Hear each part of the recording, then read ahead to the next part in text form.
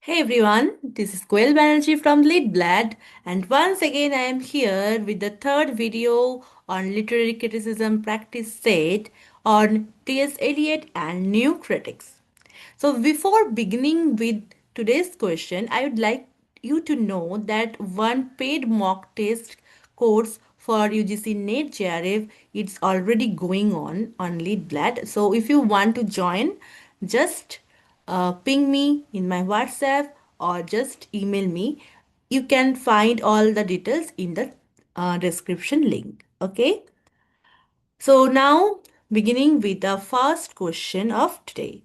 It is from tradition and the individual talent.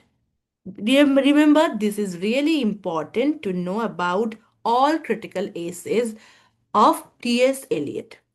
So here the question is, according to T.S. Eliot in Traditional and the Individual Talent, the critic's job is to uphold and protect the Western tradition and ensure that good art reflects the moral values of the age, participates in extend this tradition, achieves complete originality and novelty, focuses exclusively on the purity of genre.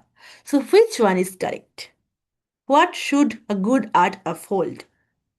It is option B, participates in and extend this tradition. So T.S. Eliot actually argues that the existing order means tradition is complete before the new work arrives. For order to persist after the supervention of novelty, the whole existing order must be, if ever so slightly, altered. Thus, the past is altered by the present as much as the present is directed by the past.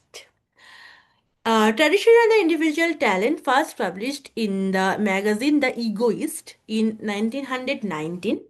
Other critical works, if you say, of T.S. Eliot, there are like The Sacred Wood. This is the book consisting essays, critical essays. This is the first critical book published in 1920. Then we have Hamlet and His Problems, The Metaphysical Poets, Notes Towards the definition of culture. So these are all important critical essays of T.S. Eliot. Please read extra about this. You have to know. Okay, this is so important. Next question.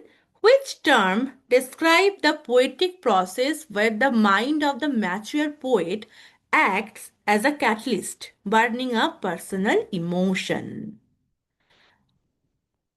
Just see the screen properly, you can get the answer. Because you already know it. This is so easy, right?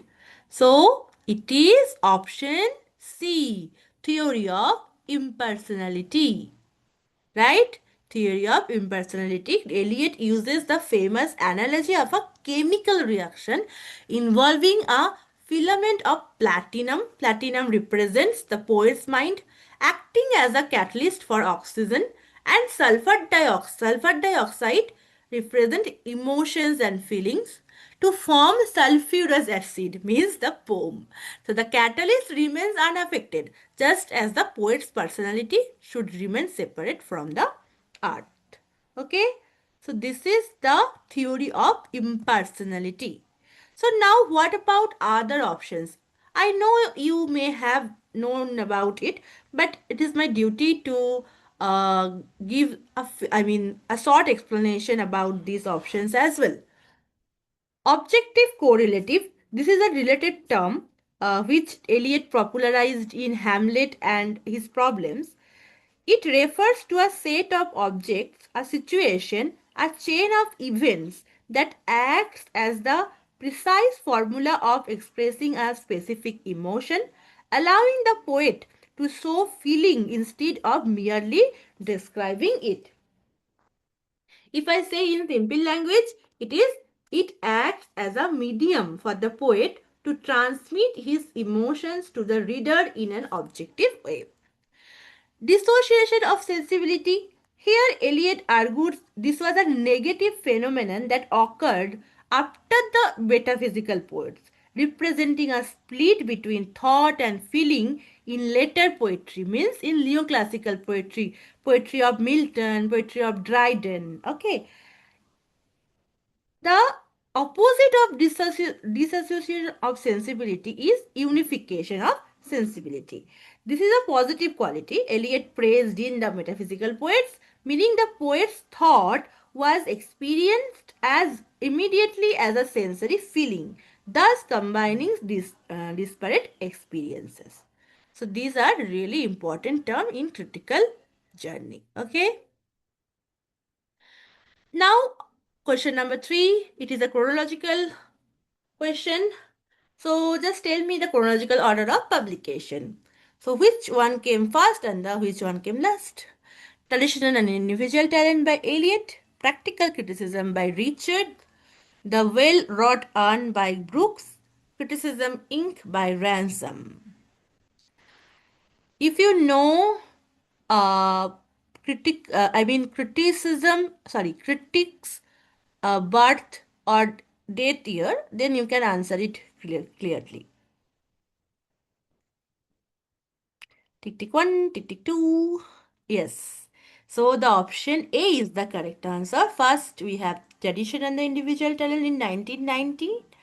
Then we have Practical Criticism by Richard. Then we have Ransom Criticism Inc. in 1937.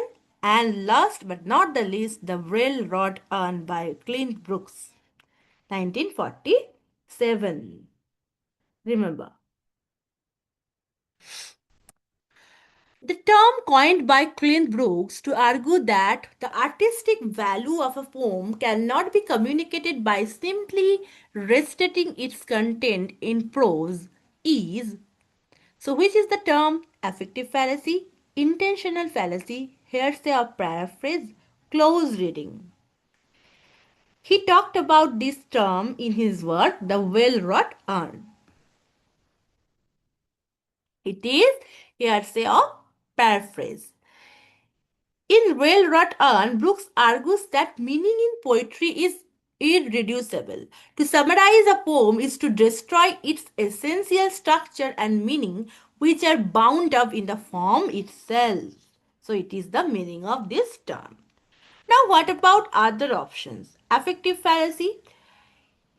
The error of judging or interpreting a work based on the psychological or emotional effects it produced in the reader, means the poem's result. It promotes subjective and impressionistic criticism. And what is intentional fallacy? The error of interpreting a work based on author's intended meaning, biography, or psychological state, means poem's origins. It insists that the text should be analyzed autonomously. And close reading is a method or technique. It is not a fallacy. It is core practice of new criticism involving the careful, detailed and non-contextual analysis of a text, rhetorical and structural features. So these are the definition. Moving into next.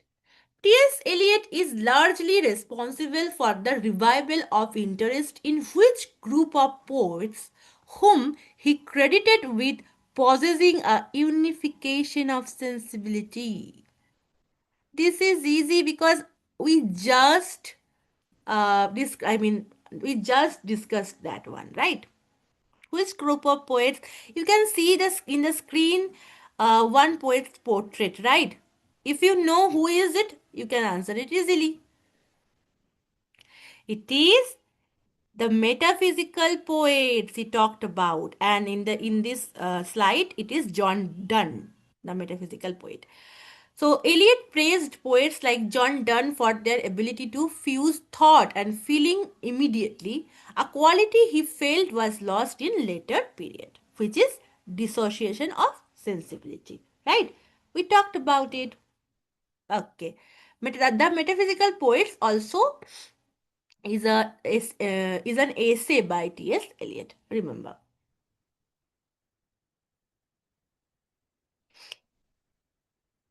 The term used to describe the critical method developed by I.A. Richards where the text is read in isolation without references to the author or context, is, this is also important, it is from I. Richards.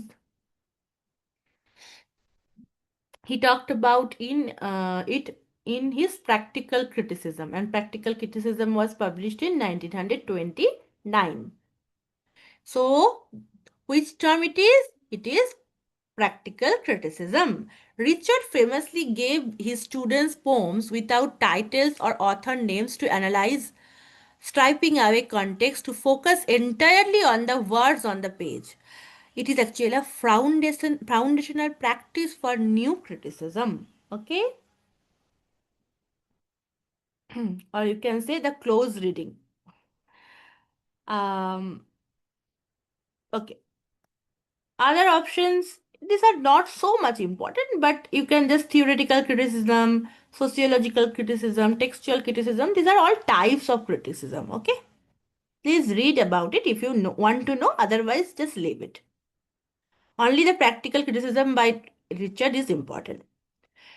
Eliot divided his critical works into theoretical and practical criticism. Okay? He wrote two types of critical works. Which of the following is listed as an example of practical criticism? Is it tradition and the individual talent? Function of criticism? The English metaphysical poets, the frontiers of criticism. Which one is listed as practical criticism? It is option C, the English metaphysical poets. While tradition outlines his theory, okay, tradition and individual talent I am talking about, the metaphysical poets is an example of him practicing that criticism by analyzing specific poets and applying his concept of sensibility. So, later he adopted new critics ideas, new criticism. Okay, that's why sometimes he is also referred as new critic.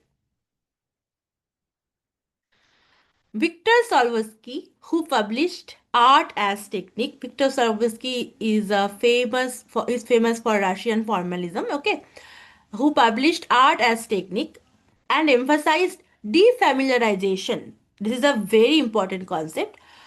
Who founded which school of formalism? Is it Moscow Linguistic Circle, Prague Linguistic Society, Opoya's Society for the Study of Poetic Language, Frankfurt School?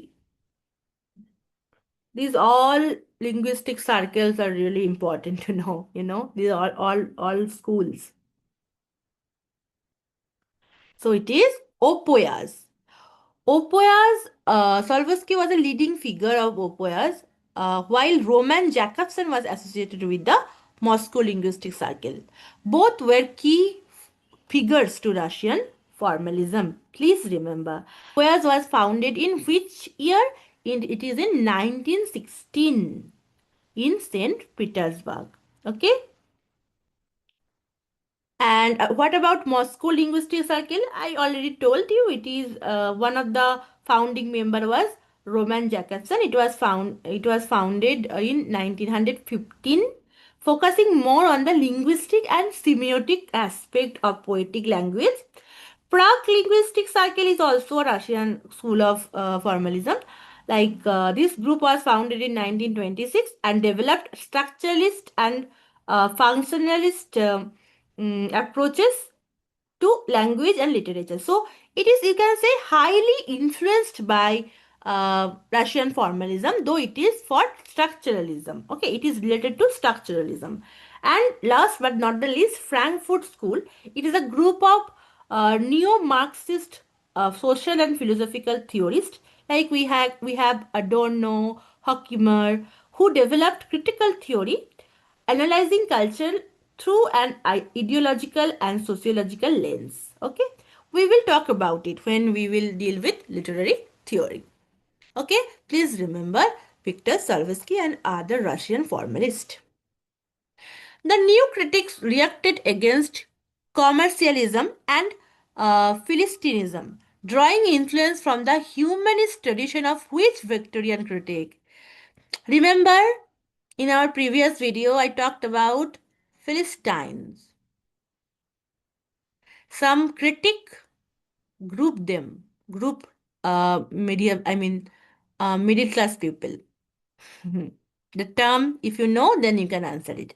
It is the critic's critic, Matthew Arnold.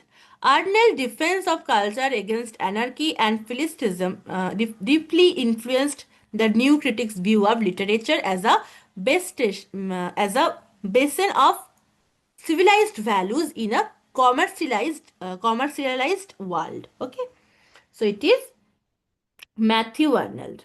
Remember, other Victorian figures are also important. Now, again, back into individual talent, right? Who propounded the theory of creative evolution that advocated a free emergence of individual intelligence and influenced T.S. Eliot. Already I talked about him when I was giving a few information about traditional individual talent. It is Henry Bergson. Okay, it is Henry Bergson. He now you must be wondering why I haven't given any information about Henry Bergson, right? So Henry Bergson was a French philosopher. This is all you want to know. You need to know. Okay. The critical assumption that the closer that a text comes to achieving an ideal unity, the more worthy it is of discussion. This critical assumption is tied to which related concept? The hermeneutic cycle, the Western canon, heteroglossia, deconstruction. Remember, this concept to the foundational works of literature and philosophy that define Western culture, which Eliot sought to defend against modern fragmentation and subjective interpretation. So, this is the Western canon. So, new criticism focus on formal complexity and aesthetic unity helped establish a specific canon of high modernist and metaphysical texts that were deemed most worthy of academic study. Okay. Remember, other terms are also important, like the hermeneutic circle. It is a concept in interpretation theory, or you can say hermeneutics, describing the recursive process of understanding of a text. The whole is understood through the parts, and the parts are understood through the whole. This is the concept. And heteroglossia, you must have known that it is a term coined by Mikhail Bakhtin. He is a Russian theorist describing the presence of multiple distinct voices, genres, and social languages within a single text, especially in the novel. And deconstruction, it is all known that it is by, it is a post structuralist movement derived by Jacques Derrida that aims to dismantle the foundational concept of Western thought and reveal the inherent contradictions and the instability of meaning within a text, right? So I hope you understand that.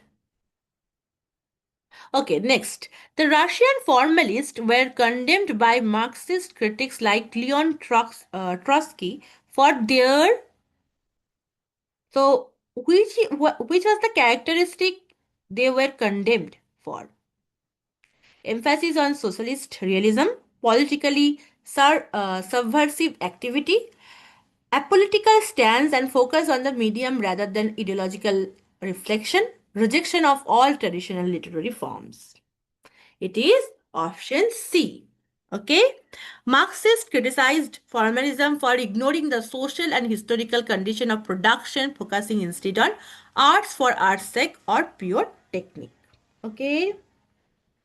Please read extra about Russian formalism and other also. Now, uh, there are some miscellaneous questions I took.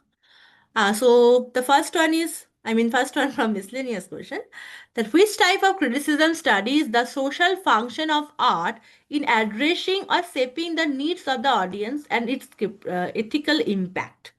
Is it textual, formalist, pragmatic, mythological? So it is pragmatic criticism. As classified by M.H. Abrams in his literary theory, terms book, pragmatic criticism views the work as something constructed to achieve certain effects on the audience, like instruction, pleasure, ethical impact. Like this. Okay. Actually, it is classified by M.H. Abrams in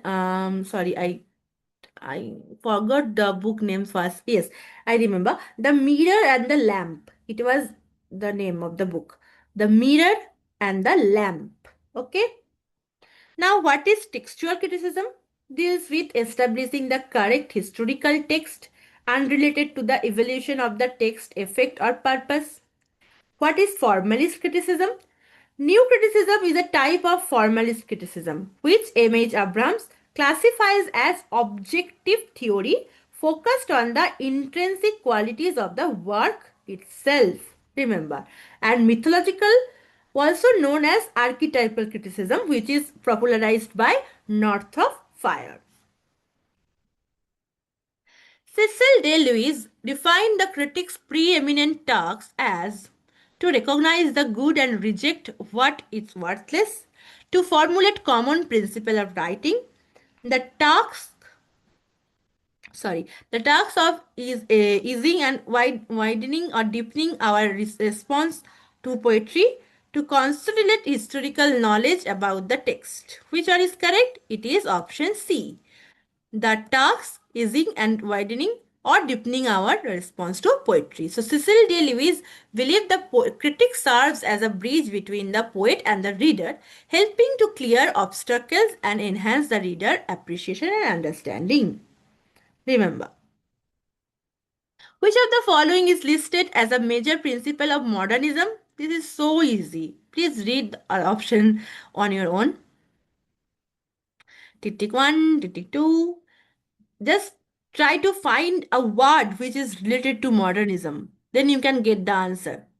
It is option B. Language understood as a construct and the world perceived as fragmented. Because language as modernism is characterized by a break from traditional ways of viewing the world, fragmentation, and a self-consciousness about the medium of art, language as a construct. Right? When T.S. Eliot wrote The Wasteland, he talked about fragmentation as well. Today's last question and also our criticism's last question, and then in the next video you will get the concept of literary theory. Anatomy of Criticism, 1957 work, a landmark work that laid foundation for archetypal or myth criticism. It is authored by, so easy, and in the picture also he is there. It is Northrop Frye. Sometimes easy questions can be hard. So please remember this. It is Northrop Frye. Frye's Anatomy of Criticism moved away from the close reading to new criticism or to look at larger structural patterns like archetypes, genre, modes across all literature. So for literary criticism, I tried to cover all important points. So if you have any doubt, just let me know. All the best and keep practicing. Thank you.